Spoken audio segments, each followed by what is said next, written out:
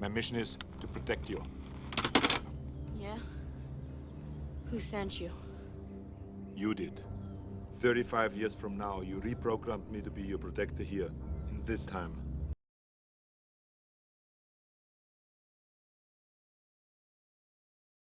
In the Terminator universe, both Skynet and the Resistance repeatedly attempt to alter the past to secure a more favorable outcome for themselves. Skynet sends Terminators back in time to eliminate key resistant figures, while the Resistance sends protectors to ensure their survival. However, this cycle of action and reaction doesn't seem to create any definitive advantage for either side. Instead, it perpetuates an endless loop where neither Skynet nor the Resistance can achieve a full victory, as each successful mission by one side is countered by a subsequent mission from the other.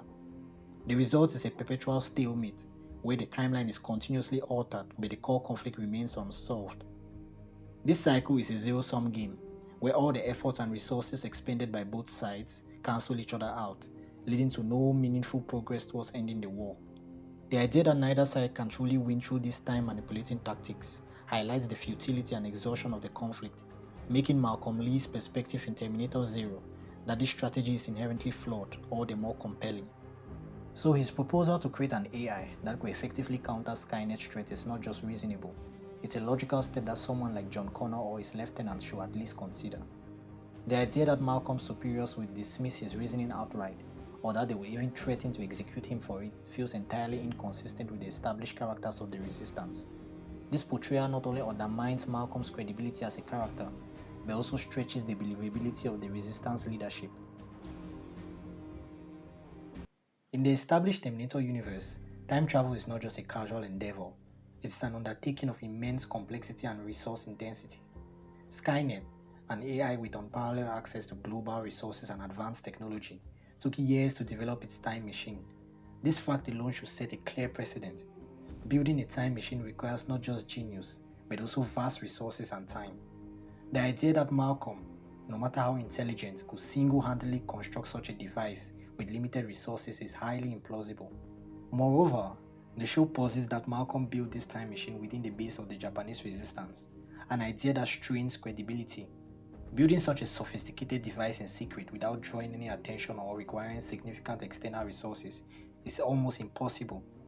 The resources needed to construct a time machine, both material and technological, will be substantial, making it highly unlikely that Malcolm could have pulled off such a feat unnoticed.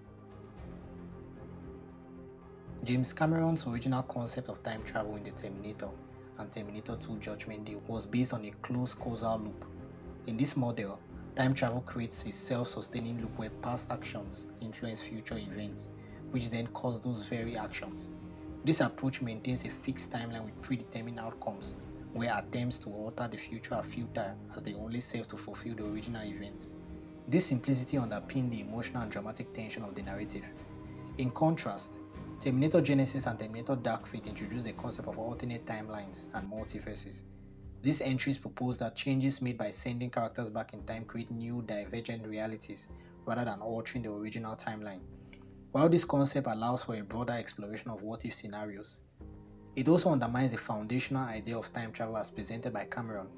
By creating multiple branching timelines, these films move away from a single coherent narrative. Terminator Zero exacerbates these problems by further complicating the time travel mechanics. If sending machines and guardians back in time merely generates alternative world lines, the purpose of these actions becomes ambiguous.